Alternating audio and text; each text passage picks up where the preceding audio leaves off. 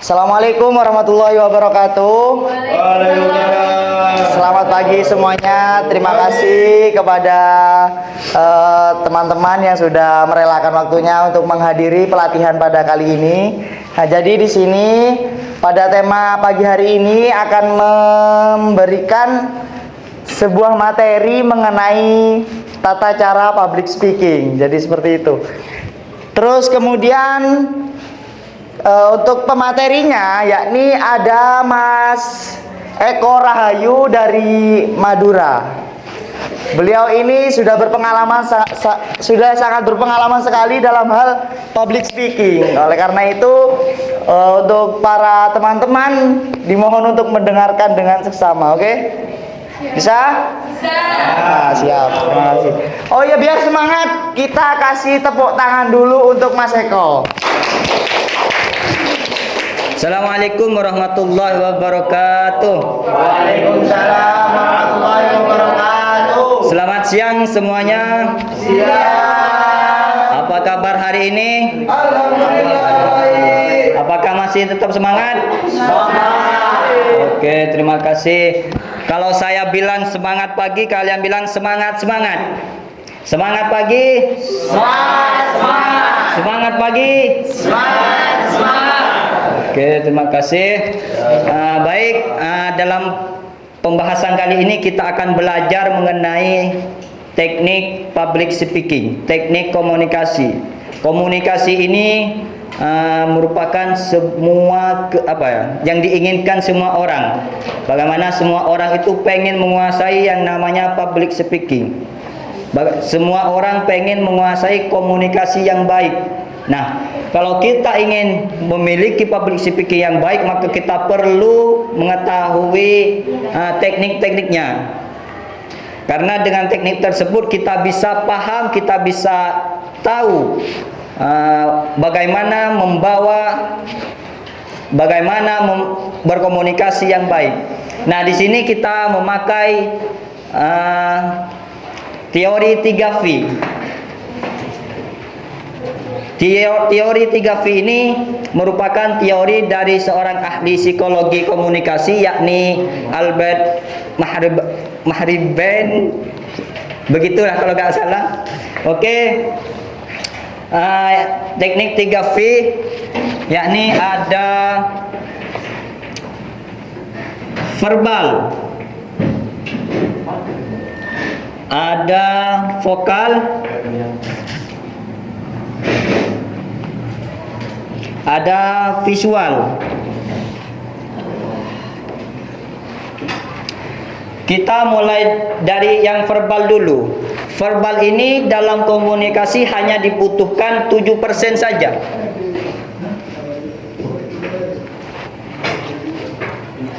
Sedangkan vokal hanya dibutuhkan 38%.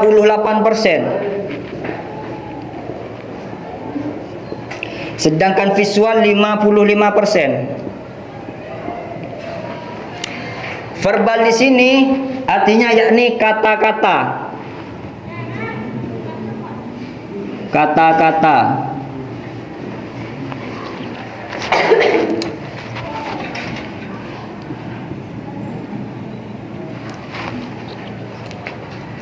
Nah, bagaimana mengenai verbal ini?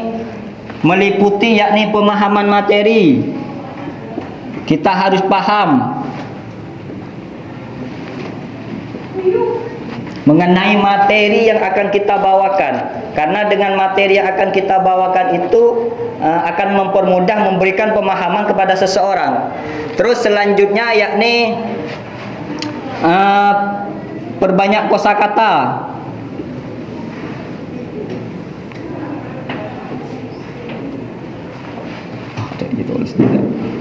Perbanyak kosakata. Dengan kita menguasai banyak kosakata, maka akan mempermudah seseorang memberikan pemahaman terhadap seseorang. Terus menyesuaikan kata-katanya.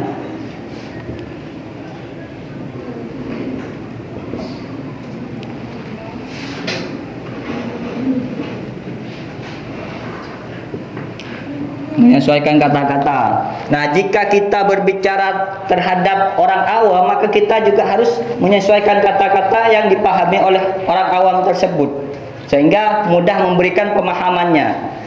Nah, verbal ini kan hanya dibutuhkan 7%. Jadi dalam komunikasi, kalau kita hanya menggunakan verbal saja, maka sering terjadi yang namanya miskom. Semisal ketika kita komunikasi melalui chat di WA. Nah, kenapa di situ sering ada miskom? Kenapa di situ sering ada salah paham?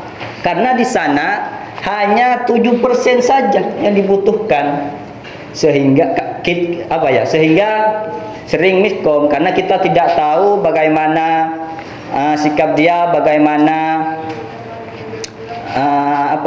tampak wajah dia. Nah, di sini maka dalam komunikasi tidak cukup menggunakan verbal saja. Kalau semisal kita dari kemarin hanya melibatkan verbal, maka untuk menjalin komunikasi yang baik maka harus ditambahkan vokal atau visual. Artinya kita omong langsung terhadap seseorang tersebut. Selanjutnya yakni ada vokal. Vokal di sini yakni meliputi intonasi suara. Bagaimana kita juga menyesuaikan omongan kita ini dengan intonasi kita. Kalau kiranya butuh nada tinggi ditinggikan, kalau rendah direndahkan gitu. Sehingga juga itu memberikan pemahaman terhadap seseorang.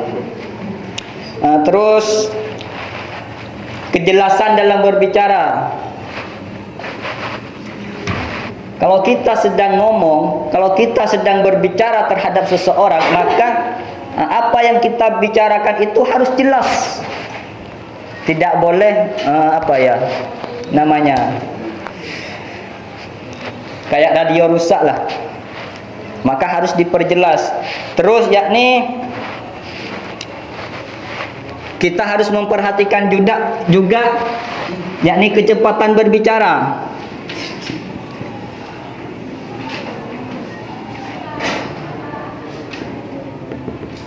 Kecepatan berbicara, kita harus pintar mengatur kecepatan berbicara kita. Tidak harus keburu-keburu. Kita harus tenang, rileks dalam membawakan apa yang akan kita sampaikan. Terus vokal ini yakni hanya 30% yang dibutuhkan dalam komunikasi. Selanjutnya yakni ada visual. Nah, visual di sini mengenai meliputi apa saja, yakni gestur tubuh, bahasa tubuh. Kalau kita sedang ngomong satu, maka gestur tubuh ini harus menunjukkan satu, ada dua, ada tiga. Tangan ini, dalam gestur tubuh ini ada juga beberapa yang perlu kita perhatikan, yakni ada hand gesture, yakni gerak tangan kita sesuai dengan apa yang kita bicarakan. Kalau kita bilang satu, maka menunjukkan satu, bilang dua menunjukkan dua, bilang tiga menunjukkan tiga. Terus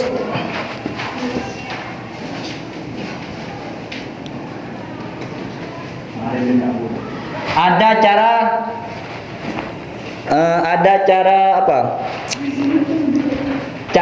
maju ataupun mundur dalam menjadi seorang trainer ataupun pemateri. Maka yang perlu kita perhatikan yakni bagaimana cara maju kita, cara mundur kita, itu harus perlu diperhatikan, karena juga mempengaruhi kualitas pembicaraan kita.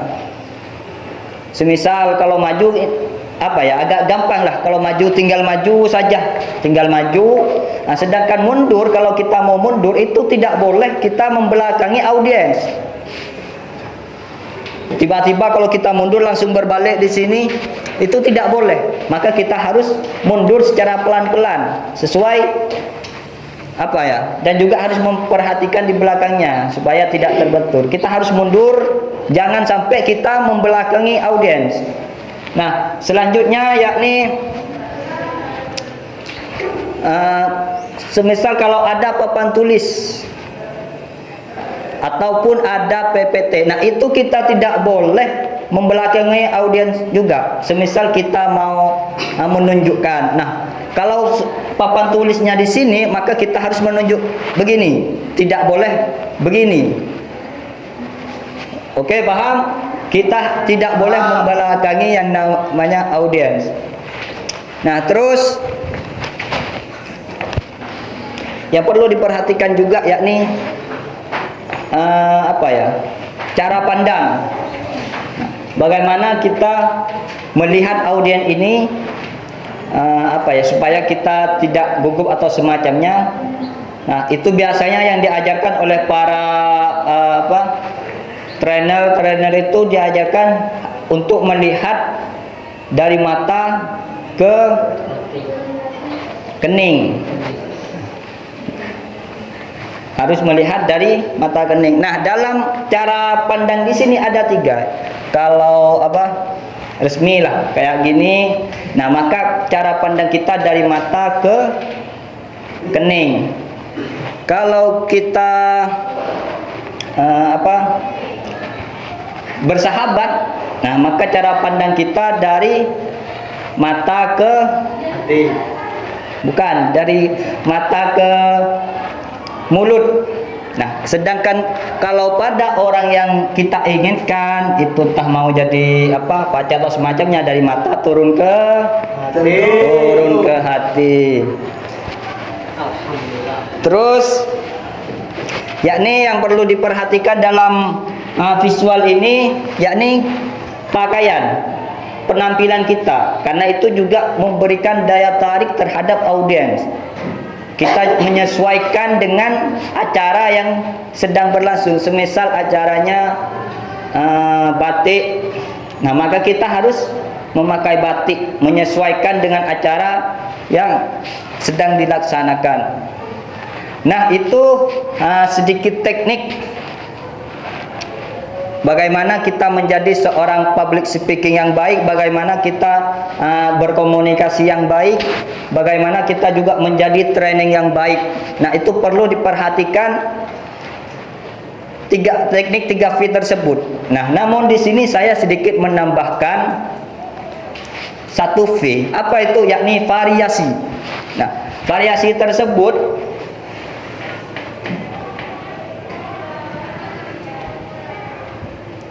yakni variasi tersebut bisa berupa jargon, bisa berupa nyanyian atau semacamnya, sehingga tidak membuat audiens itu sumpek dan semacamnya. Kalau kelihatannya audiens itu udah lelah, maka kita ngasih hiburan yang mana termasuk dalam variasi. Nah, mungkin itu saja teknik public speaking yang bisa saya paparkan. Saya ucapkan terima kasih kepada teman-teman semua telah antusias mengikuti pelatihan kali ini. Saya mohon maaf apabila ada kesalahan. Kurang lebihnya, wassalamualaikum warahmatullahi wabarakatuh. Waalaikumsalam. Tepuk tangan dulu untuk pemateri kita. Ya, sangat baik sekali ya untuk pemateri kita. Jadi kali ini saya akan memberikan sebuah kesimpulan mengenai apa yang telah dijelaskan oleh pemateri kita. Barusan ada verbal, ada vokal, ada visual. Mungkin kali ini teman-teman bisa langsung praktek maju ke depan. Jadi saya tunjuk 1 orang untuk menjelaskan kembali mengenai apa yang telah dijelaskan oleh presentator kita barusan. Ayo, ini untuk praktek pengembangan kalian. Jadi agar skill kalian itu bisa dilihat apa kurangnya dalam public speaking kalian, seperti itu. Jadi saya akan menunjuk Mbak Marisa. Silakan Mbak Marisa, monggo. Alhamdulillah. Coba dijelaskan kembali seperti apakah public speaking gitu.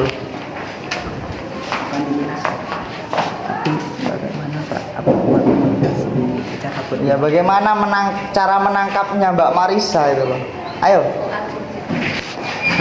Oke. Assalamualaikum warahmatullahi wabarakatuh. Waalaikumsalam warahmatullahi wabarakatuh. Perkenalkan, nama saya Marisa. Saya di sini akan menjelaskan kembali sedikit paparan dari pemateri kita, Mas Eko. Yang pertama, di sini kita menggunakan rumus 3V. Apa itu 3V? Yakni verbal, vokal, dan visual. Yang pertama ada verbal. Ketika kita public speaking, kita menggunakan verbal sebanyak 7%. Seperti apa? Kosakata. Jadi, ketika kita menghadapi audiens kita yang tua-tua atau yang berbahasa Sunda, berbahasa Madura, maka kita harus menyesuaikan selaku kita pematerinya. Kemudian yang kedua, di sini kita menggunakan vokal sebanyak 38%, seperti intonasi suara dan kecepatan berbicara. Contohnya seperti apa? Kita berpapasan dengan anak TK, maka kita menggunakan intonasi yang selamat pagi anak-anak, seperti itu. Cukup sudah. Sangat luar biasa sekali. Beri tepuk tangan dulu untuk Mbak Marisa. Ya. Mungkin ya seperti itulah pelatihan public speaking pada siang kali ini. Jadi untuk teman-teman sekalian, apabila ingin mengembangkan skill public speakingnya, bisa dibicarakan di luar forum ini. Langsung saja datangi pemateri kita, Mas Eko, atau bisa hubungi nomor yang sudah di-share di grup WA itu. Oke, terima kasih. Kurang lebihnya mohon maaf. Saya moderator pamit undur diri karena di sini di Jember saya ada sedikit pantun. Keciput gulana merah, salah lopot nyaona sapora. Wassalamualaikum warahmatullahi wabarakatuh. Tepuk tangan dulu.